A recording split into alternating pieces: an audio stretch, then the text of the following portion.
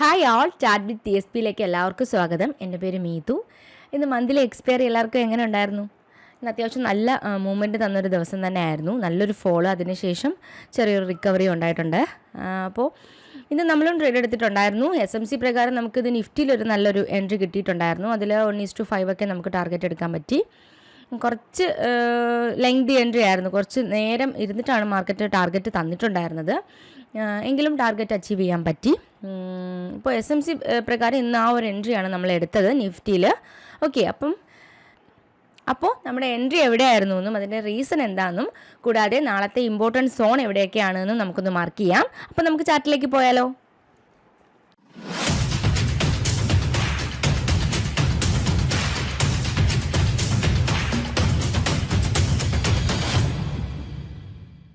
അപ്പോൾ ആദ്യം തന്നെ നിഫ്റ്റിയിൽ നോക്കാം. നിഫ്റ്റിയിൽ ഇന്നലെ ഞാനൊരു ഇമ്പോർട്ടൻറ്റ് സോൺ പറഞ്ഞിട്ടുണ്ടായിരുന്നല്ലോ. അപ്പോൾ അവിടെ നിന്നാണ് മാർക്കറ്റ് ഇന്ന് റിവേഴ്സ് ആയേക്കുന്നത്.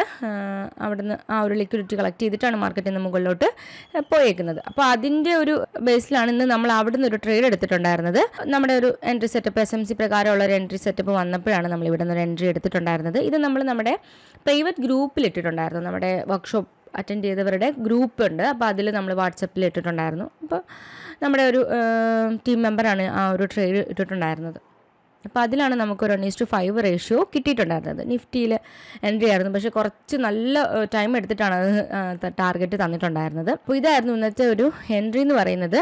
ബാങ്ക് നിഫ്റ്റിയുടെ കേസിൽ അത്ര നല്ലൊരു എൻട്രി സെറ്റപ്പ് ആയിരുന്നില്ല SMC പ്രകാരം വന്നിട്ടുണ്ടായിരുന്നത്. ഇന്നലത്തെ ഒരു 15 മിനിറ്റ് OB ബ്രേക്ക് ചെയ്ത് വെച്ചിട്ട് പിന്നെ അതിൽ റിജക്ഷൻ പോലെയാണ് ട്രേഡ് വന്നിട്ടുണ്ടായിരുന്നത്. ഒരു ICT മെത്തേഡ് എന്നൊക്കെ നമുക്ക് വേണമെങ്കിൽ പറഞ്ഞിട്ട് അവിടെ നിന്ന് ട്രേഡ് എടുക്കാമായിരുന്നു.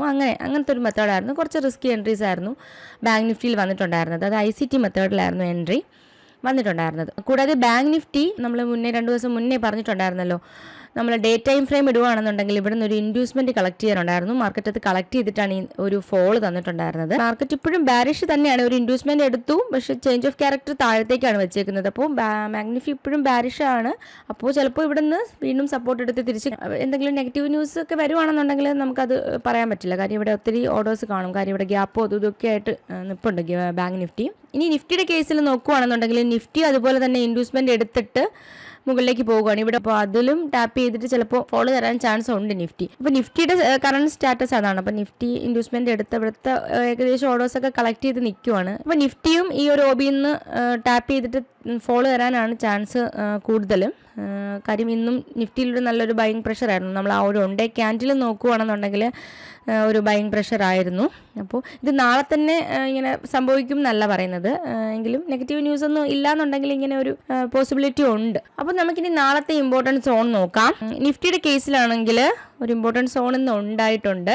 20,005 അതുപോലെ തന്നെ 20,045 ഇതാണ് ആ ഒരു റേഞ്ച് എന്ന് പറയുന്നത് നിഫ്റ്റിയുടെ കേസിൽ. ഇതിന് മുന്നത്തെ ഈ ഒരു OB ഇപ്പോഴും വാലിഡ് ആണ് കേട്ടോ. നിങ്ങളത് മാർക്ക് ചെയ്ത് വെച്ചിട്ടുണ്ടായിരിക്കും. നിങ്ങൾക്കത് യൂസ് ചെയ്യാവുന്നതാണ്. നിങ്ങൾക്ക് ഒരു എക്സ്ട്രാ കൺഫർമേഷനായിട്ട് അതും യൂസ് ചെയ്യാം.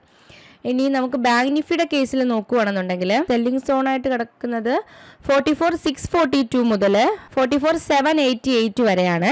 അതിനുള്ളിൽ ചെറിയൊരു സോൺ പറയുവാണെങ്കിൽ 44,752 മുതൽ 44,785 വരെ ഒരു സെല്ലിംഗ് സോണായിട്ട് നമുക്ക് കൺസിഡർ ചെയ്യാവുന്നതാണ്. അപ്പോൾ നിങ്ങൾക്ക് എക്സ്ട്രാ കൺഫർമേഷനായിട്ട് ഈ ഒരു പോയിന്റ് മാർക്ക് ചെയ്ത് വെച്ചാൽ യൂസ് ചെയ്യാം. ഓക്കെ, അപ്പോൾ ഇതായിരുന്നു ഇന്നത്തെ ഒരു മാർക്കറ്റ് എന്ന് പറയുന്നത്. അപ്പോൾ നാളെ വീണ്ടും കാണാം. താങ്ക്